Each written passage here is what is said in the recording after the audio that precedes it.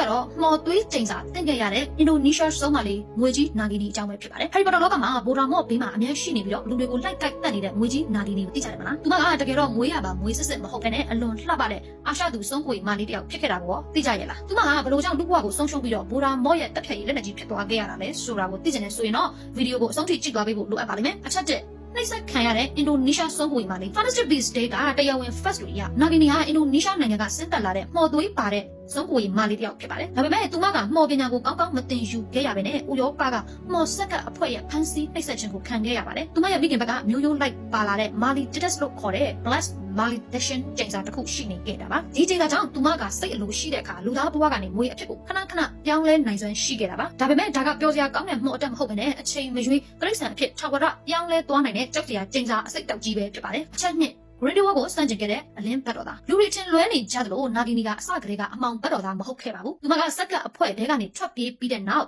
That Wizard ကြီး Green War ကိုစတင်ဖို့အတွက်သူမရဲ့ချစ်သူ Credence ကအမောင်လောကဘက်ကိုကူးသွားတာတော့မှလိုက်မသွားဘဲနဲ့ Dumbledore တို့အဖွဲ့နဲ့ပူးပေါင်းပြီးအလင်းဘက်ကနေကူညီပေးခဲ့တဲ့သူဖြစ်ပါတယ်။အချက်3ကုလို့မရတဲ့ကျိန်စာနဲ့နှစ်ပေါင်းများစွာမွေးဘဝဒါပေမဲ့စုံကဝေလောကရဲ့ဘဲမော်ပညာနဲ့မှအကူတာလို့မရတဲ့ဒီမွေးရပါသွေးကျိန်စာကြောင့်အသက်ကြီးလာတဲ့အမျှသူမရဲ့လူသားခန္ဓာကိုယ်ကိုသွေးကျိန်စာမွေးရ cells တွေကအပြီးတိုင်ဝါမျိုးသွားခဲ့ပါတယ်။နောက်ဆုံး1994ခုနှစ်ဝန်းကျင်မှာတော့လူဘဝကိုလုံးဝပြန်ပြောင်းလို့မရတော့ဘဲနဲ့တွားတရဝါမွေဆိုးကြီးအဖြစ်ထာဝရအကူပြောင်းသွားခဲ့ရပါတော့တယ်။သူကဗိုလ်တော်မော့နဲ့မဆုံခင်ကတည်းကတောနက်ထဲမှာတိရစ္ဆာန်မွေကြီးတစ်ကောင်အနေနဲ့နှစ်ပေါင်း30ကျော်40နီးပါးအထီးကျန်စွာရှင်သန်ခဲ့ရပြီးတော့လူသားစိတ်တွေပါပြတ်ကွယ်သွားခဲ့ရတာဖြစ်ပါတယ်။အချက်4ဗိုလ်တော်မော့ရဲ့လက်နက်နဲ့ Horcrux ဖြစ်လာပါ။ကဲဒီလိုနဲ့နောက်ဆုံးမှာတော့ Albania တောနက်ထဲမှာအာနယ်ဘီတောထဲမှာပုံနေတဲ့ဗိုလ်တော်မော့နဲ့တွေ့ရကနေမွေစကားပြောတတ်တဲ့ဗိုလ်တော်မော့ရဲ့အသုံးချခြင်းကိုခံခဲ့ရတာပဲဖြစ်ပါတယ်။ဗိုလ်တော်မော့ကသူမရဲ့ခန္ဓာကိုယ်ထဲကိုသူ့ရဲ့ဝိညာဉ်အပိုင်းစားတစ်ခုထည့်ပြီးတော့ Horcrux လုတ်ခါသူ့ရဲ့တက်ဖြတ်ရေးလက်နက်အဖြစ်အသုံးပြုခဲ့တာဖြစ်ပါတယ်။ဒါကြောင့်နာဂီနီဟာအစတုန်းကကန်ဆိုးခဲ့တဲ့ကျိန်စာသစ်စုံကဝေမလေးဖြစ်ပေမဲ့